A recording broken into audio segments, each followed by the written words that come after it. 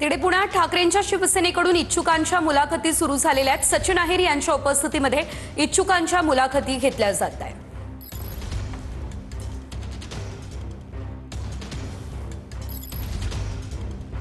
प्रत्येकच पक्षानं जय्यत तयारी जी आहे सुरू केली आहे। पुणे महानगरपालिकेच्या सुद्धा निवडणुकीच्या अनुषंगाने प्रत्येक पक्षाने त्या पक्षातील इच्छुक उमेदवारांच्या मुलाखतीची तयारी जी आहे ती सुरू केलेली आहे। सध्या आपण शिवसेना उद्धव ठाकरे पक्षाच्या या ठिकाणी ज्या ठिकाणी इच्छुक उमेदवारांच्या मुलाखती आहे सुरू या ठिकाणी आहोत आणि आपण बघू शकतोय की शिवसेना पुणे जिल्हा संपर्क प्रमुख असलेले सचिन आहेर आहेत, त्याचबरोबर ती माजी आमदार असलेले चंद्रकांत मोकाटे असतील किंवा पुण्यातील शिवसेनेचे उद्धव ठाकरे गटाचे दोन्ही शहर प्रमुख असतील यांच्या वतीनं इच्छुक उमेदवारांच्या या ठिकाणी ज्या आहेत त्या मुलाखती घेण्यात आहेत। या ठिकाणी सचिन आहेर आहेत, आपण त्यांच्यासोबत चर्चा करू।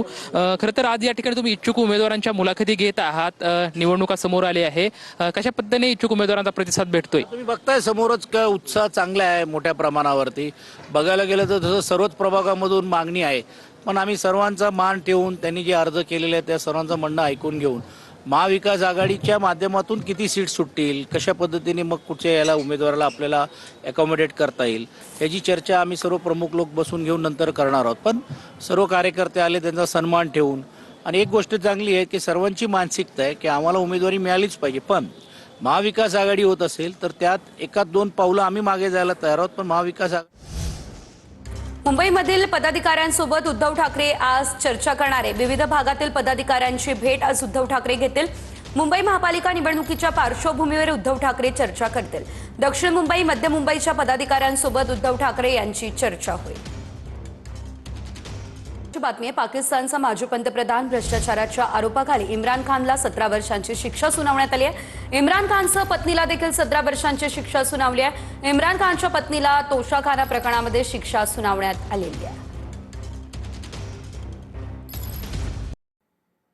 पुणे पुस्तक महोत्सवामध्ये मेधा किरीट लिखित आणि मोरिया प्रकाशन प्रकाशित अटलजी एक वर्तस्व यात्रिक या पुस्तकाचा प्रकाशन सोहळा संपन्न झालेला आहे आणि या कार्यक्रमाला भाजपचे राष्ट्रीय महामंत्री विनोद तावडे प्रमुख पाहुणे देखील होते। राष्ट्रीय पुस्तक न्यासचे अध्यक्ष मिलिंद मराठे, राजहंस प्रकाशनचे संपादक शिरीष सहस्त्रबुद्धे आणि पुणे पुस्तक महोत्सवाचे मुख्य संयोजक राजेश पांडे हे देखील या कार्यक्रमाला उपस्थित होते। पुणे पुस्तक महोत्सवाच्या निमित्ताने पुणेकरांना,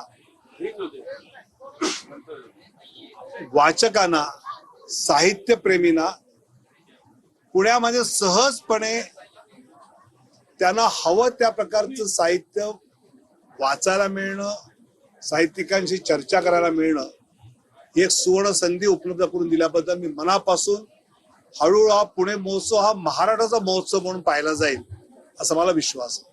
राजकारणावरती त्यांनी जो अमीट ठसा सोडलेला आहे किंवा त्याच्या खाली आपण सर्वजण विकसित झालेलो आहोत, त्याचबरोबर त्यांचं जे साहित्यिक कवी म्हणून असलेलं योगदान आहे त्या सगळ्याचा उहापोह या पुस्तकात केलेला आहे।